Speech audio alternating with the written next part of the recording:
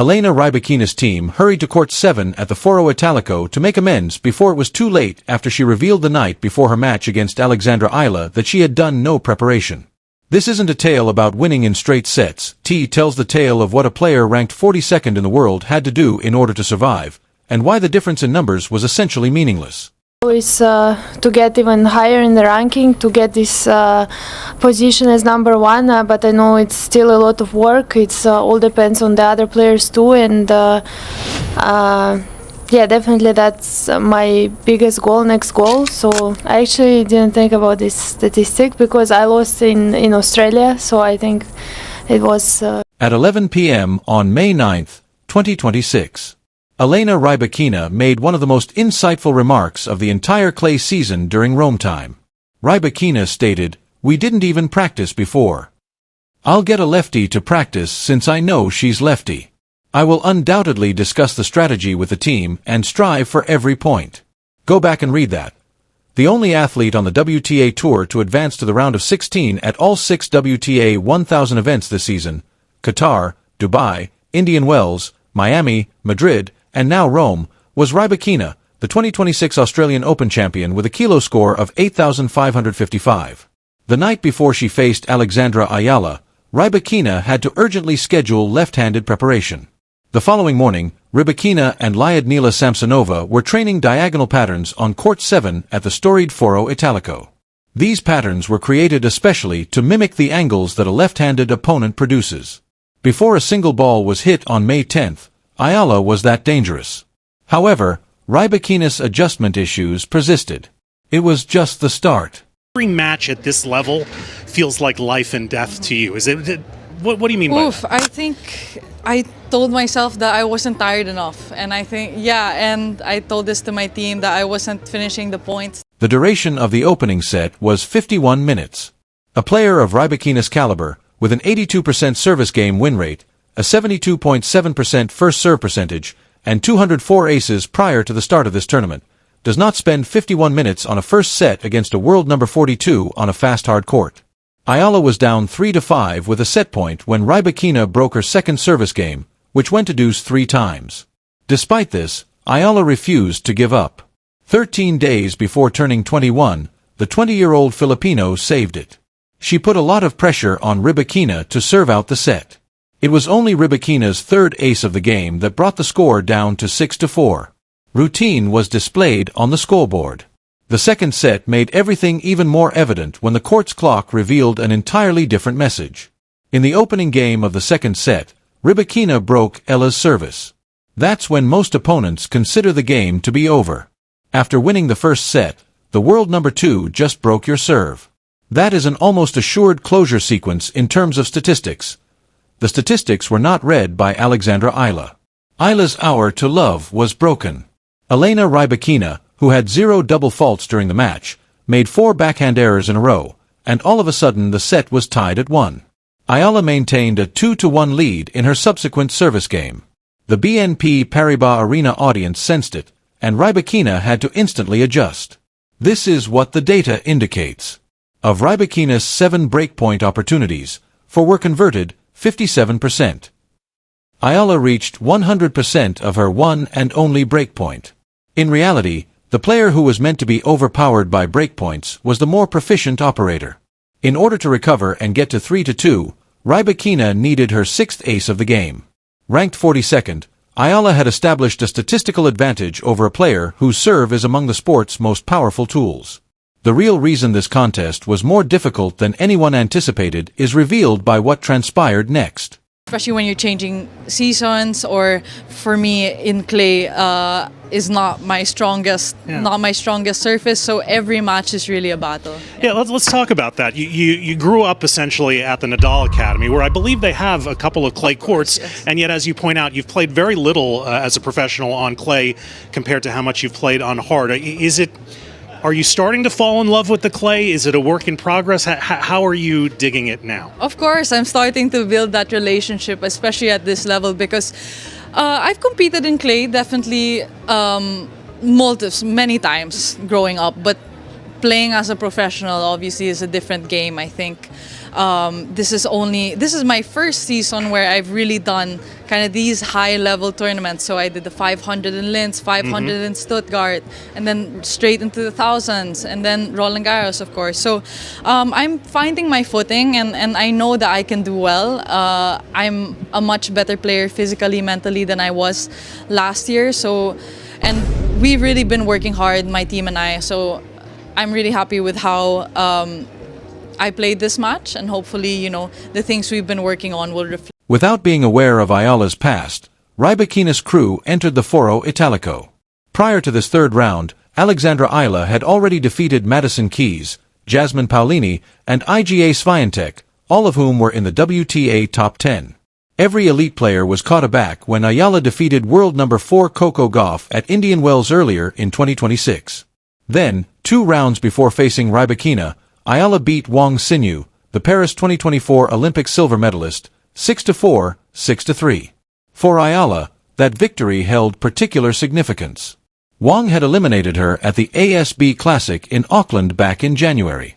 Getting that result back on clay in Rome, just before stepping onto the same court as Rybakina, that was not background noise. That was a signal. Sky Sports analyst and former WTA professional Jill Crabbe noted that Eala's movement on Rome clay was a clear upgrade from her 2025 Italian Open, where she'd lost in the first round. Going from a first-round exit to a third-round battle against the world number 2 isn't incremental progress. That's an athlete in acceleration. And Rybakina knew it, which is exactly why Court 7 Ludmila Samsonova and a late-night tactical conversation happened at all. But here's where the story goes somewhere. The scoreline can't take you. 6 days before the Rybakina-Eala match at the Madrid Open on April 27th, Elena Rybakina stood at the baseline, pointed at a ball mark in the clay, and confronted umpire Julie Chendley over an electronic line call during her match against Qinwen Zheng. It happened with Zheng serving at 3-4, 30-0. The automated system had ruled an ace in. Rybakina argued the clay mark told a different story. The system is wrong. This is not a joke. There is no touching. The mark which is shown on the TV, it is absolutely wrong. Chendley told her that under live electronic line calling rules, the automated decision couldn't be overridden. Rybakina's response was simple. Total no trust in the system. And Eala had been here before. In 2025, she'd faced a nearly identical situation in a match against Swiatek, an electronic call that predicted what the clay surface was physically showing. Neither player had forgotten that. So even without a specific officiating incident in the Rybakina-Eala match itself, the residue of that distrust was still in the room. When neither player can fully trust the outer edge of the court, the instinct shifts. Attack the center, shrink the angles, stay away from the lines. And that kind of tactical compression is exactly where Eala's defensive clay game becomes most dangerous. The Madrid controversy, unresolved and unaddressed, had changed the geometry of a match it never officially entered. Keep working on it, then she's gonna get a lot of 3 points out of it. Honestly, I feel like today was the worst conditions for my game. Very wet and heavy, which I really hate. Indian Wells always plays fast and hot, and it's great because I can rush opponents. But today I felt like, I had to dig deep and just make balls and run and, not play my favorite, game, but, my plan B, let's say. Here's the contradiction. The final score varies completely. Elena Rybakina is the most consistent player on the WTA Tour in 2026 by any measurable standard. 6 WTA, 1,000 events, 6 round of 16 appearances, an 83.3% win rate, an ELO score in the top percentile of every active player. And yet, in the 24 hours before facing someone ranked 42 in the world, her team recognized that standard preparation wasn't going to be enough. They needed a specialist practice partner, a specific court, a late-night session to work out the tactics. That's not the behavior of a player who was comfortable going into this match. That's the behavior of a player who understood that one miscalculation against Alex Eala would be punished, and punished at 100% efficiency. Eala confirmed it herself after the match. "I think I was able to reach a good level of tennis," she said, "and I don't think it was an easy win for her." On Rybakina's physical advantage, 7, the player who lost walked off the 4-0 Italico with $54,176, 130 ranking points, and a projected jump to world number 37 or 38. More than the money, more than the ranking, she left knowing exactly what the level above her actually requires, and that's worth more than any number. Ej Obaina, one of the world's elite pole vaulters, was in the stands at the Foro Italico on May 11th. He said he was, quote, 8 of what Eala had done. An Olympic-level athlete traveling to Rome specifically to watch a tennis match is not something that just happens. It speaks to what Alex Eala represents for the Philippines and to the weight of expectation that now follows her onto every court. Well, I think it's all together. I think that I was always playing against top players well. Maybe the statistic is not the same, and I was losing these tough matches a bit more before, but I think with the years, with experience, I'm getting this consistency, so hopefully I can just keep on going. And also you get to know the players much more, so you play against the same player multiple times, so you know what to expect. So I think it's all together.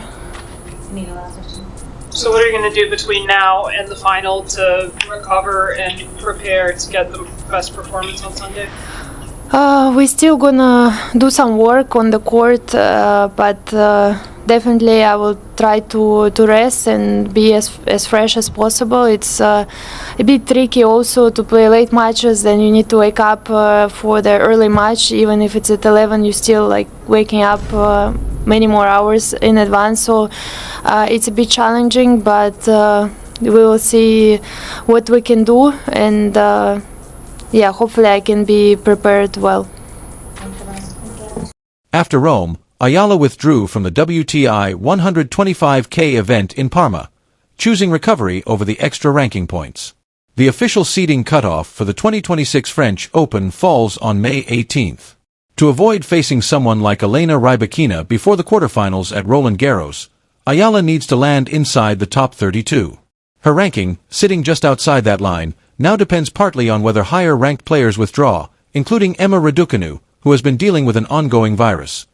For Rybakina, the win kept her on track in her pursuit of the world number 1 ranking held by Irina Sabalenka, but even her most _9 win of the clay season required preparation she hadn't originally planned for. So here's the question Rome never answered, and the one that matters most going into Roland Garros. When these two meet again, and they will Rybakina have enough practice days to find someone left-handed?